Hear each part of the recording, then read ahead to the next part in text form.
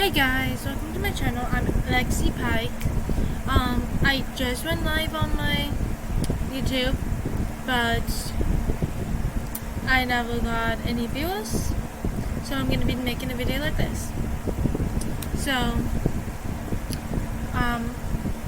under this video, you can ask me questions or anything that you want. Because the live stream was supposed to be Q&A and reading Scary's text message story. Turns out they're not text messages, they're just stories, so. And I can't find my glasses, so it's just gonna be hard. Okay, let's get started. And I'll put the general of the stories down below. So I'm gonna be reading. I will ghost stories. There. Do not open. I'm gonna read that one. Okay. Do not open. There was an 18-year-old girl named Beatrice who was in her first year of college. She lived alone in a small apartment near her university. One night, she was washing her dishes after dinner. I don't know why they call supper dinner. When her phone suddenly starts ringing, she picked it up and saw by the caller ID that it was her friend Peter. "Hey Pete, what's up?" she asked. "Not much," she replied. "I'm Bert and I thought I'd see if you wanted to hang out." People would ask me to hang out, but I live too far away from them. "Sure," said Beatrice. "Come on over. We can watch a movie or something."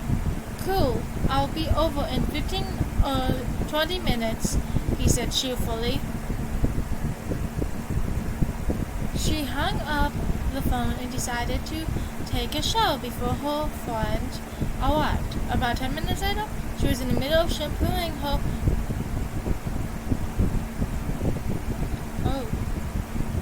I think that's why the title says "Do Not Open." Her hair when she heard a loud knock on her front door. I literally shut that. Knock, knock, knock, knock, knock. Oh, I only did it because I was listening. Sticking her head out of the shower, she shouted, "Come in, it's open." Uh-oh. Actually, I'm going to read a series of stories for this video, I think. Because this one's a short one. She stuck a... Okay. A few minutes later, the banging on the door started again. Knock, knock, knock, knock, knock. Ah, that hurts my knuckles. She stuck her head out again. "It's not locked. Just let yourself in," she cried. Just then, her mobile phone rang. It was Peter. She answered it and said in an irritating voice, "I'm in the shower. Why don't you stop knocking and just come in?" On the other end of the line, her friend's voice was hushed and urgent. "Don't open the door," he hissed. Beatrice was shocked. "Why not?" "I'm outside your apartment building," he whispered. "I just saw a strange woman up the stairs to your apartment. She was crawling up the wall on all fours, like Spider-Man." Well, that was a quick one. Let's do the cruise ship one. It's still a real ghost story, so. Cruise ship.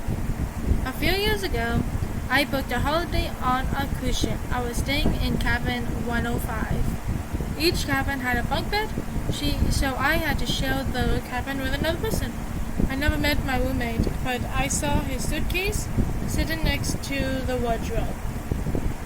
The cabin was quite small, but the bed was comfortable.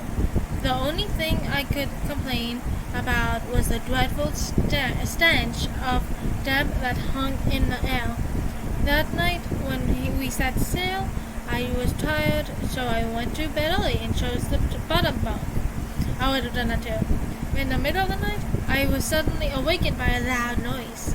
I heard a groan coming from the bunk above me, so I assumed that my roommate must have come into the cabin while I was asleep. I couldn't see anything in the darkness. I heard him unlocking the door, and then I heard his footsteps running down the corridor. He left the door open behind him, and it swung on its hinges as the ship rolled on the waves. I got up to shut it, then groped my way back to my bed in the darkness and went to sleep again. I don't know why that's even a word to put it in now. When I woke up in the morning, the sea was very rough and the cruise ship was rolling back and forth on I'm stuttering now. Hold on, I lost my place. On the waves. The damp smell was still in the room, and it was extremely cold. The porthole was hanging open, and I had to get up and shut it.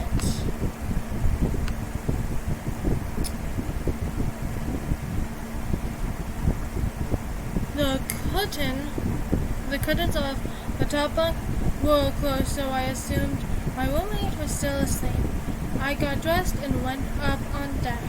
When I found one of the stewards, or whatever it is, I complained about how cold and damp my cabin was.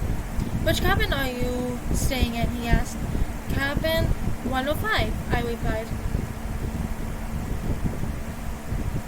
Wait, a steward is someone? I don't know. As soon as I said this, the steward's face turned pale. He visibly shuddered and stared at me. Oh, no, wait. I skipped a sentence. What's the matter? I asked. Oh, nothing, he replied. It's just that everyone who stayed in that cabin has complained about it. There's something not right about it.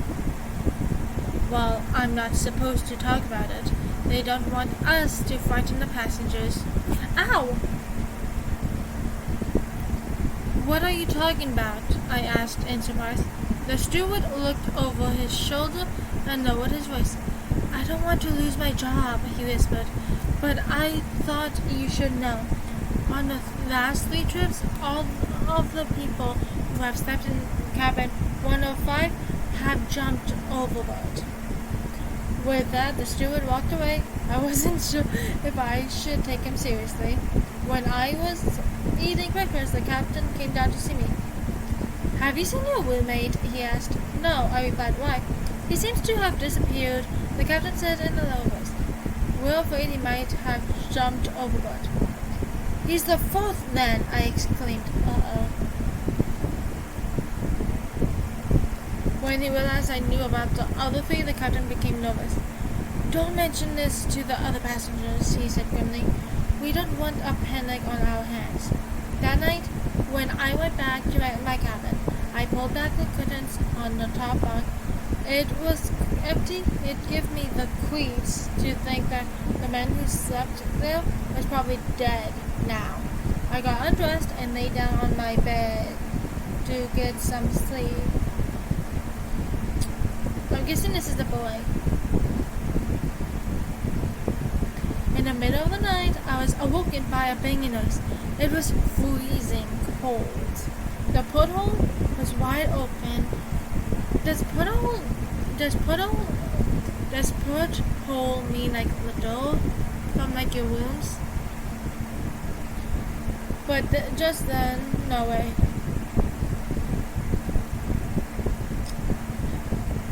I got out of no way. Was wide open again, and it was banging against the wall. I got out of bed. I closed the porthole, but just then, I distinctly heard something move behind me in the top bunk. I turned to look, but it was too dark to see anything. Then I heard a faint groan, and the blood almost froze in my veins. something was there. Overcoming my fear, I went across to the top bunk, pulled open the curtains, and felt around inside. To my horror, my hands felt something rare, something white and icy cold, something that smelled horribly of rotting sea. This might be a ghost. Oh wait, it probably is. Because of the title, the theme of it. All of a sudden, the thing sprang at me. It was like a clammy mass of ooze, heavy and wet, but incredibly strong. I fell backwards, and in an instant, the door opened, and the thing flew out. I rushed out after it, and the corridor was dimly lit, and I couldn't see anything else. I was very frightened, so I went back into my cabin and turned on the lights to the top bunk. It was completely drenched with seawater, and the whole place stank of rotting seaweed. My knee hurts from sitting like that. Ow.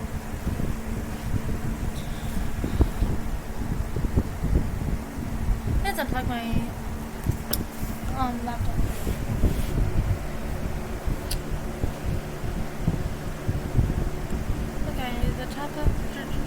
I was too nervous to go back to sleep, so I went up on the deck to get some fresh air and clear my head. The captain was there, and I tried to tell him about the night's events. I've never been so scared in all my life, I said. I think my cabin is haunted. Nonsense, the captain said. Just to prove it to you, tomorrow night I'll share the cabin with you. Then we'll see what happens. I'm sure there's a rational explanation. A captain's supposed to be driving a boat, not sleeping in a cabin. I'm confused. Okay.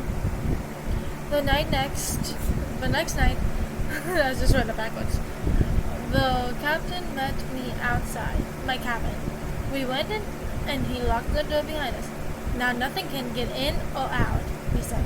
We searched the cabin to make sure it was empty. Then the captain sat down on a chair in front of the door, and I sat on the edge of the bunk bed.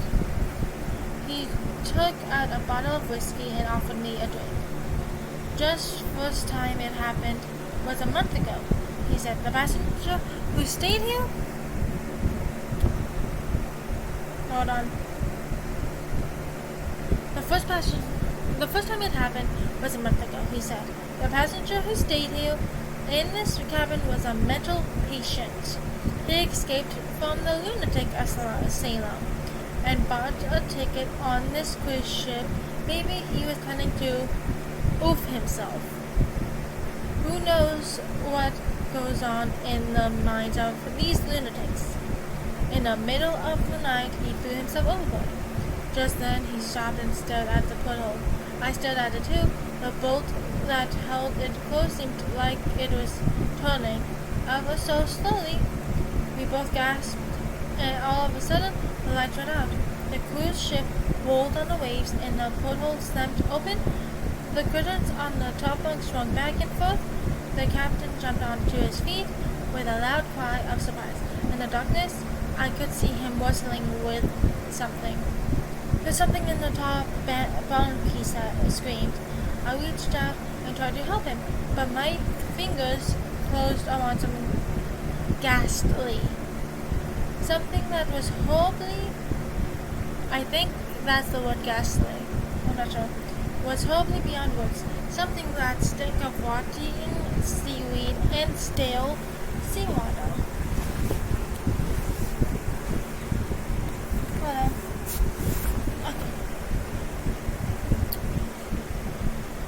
It was a slippery, oozy, little, horrible thing. The pale, bloated corpse of a drowned man. His dead white eyes stared at me from the darkness, and there was an awful grimace on its dead face. The ghastly thing grabbed me by the neck and began to choke the life out of me. It was so strong, it was overpowering me. I was struggling to breathe. I cried out, and it let me go. The thing sprang across me and threw itself on the captain, and he fell backwards with a cry of horror. The thing paused for an instant, crawling over him, and then it vanished through the porthole. I helped the captain to his feet, and we both staggered out of the cabin. An hour later, some members of the ship's crew were nailing boards over the cabin door. To this day, the cabin is blocked off, and no passenger has ever been allowed to stay the night there again. As far as I know, cabin 105 is still haunted by the ghastly dead thing. That might have been from that lunatic that they were talking about. Well, that's the end of my video today. If you enjoy content like this, please hit the subscribe button, turn on all post notifications, and smash the thumbs up button.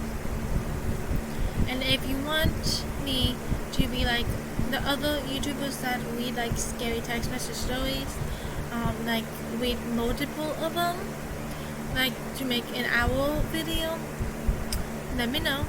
And if you have questions about like my life, for the Q&A that I could do, comment down on this video. And if this video is disabled, try to comment on one of my YouTube shorts or my other videos that has comments, and I'll be sure to answer them. And you can ask me about my biological mother, to see what happened or what she did, and about my seizures. You can ask me anything, pretty much anything you want, except for my location. So I'll see you in the next video. Bye!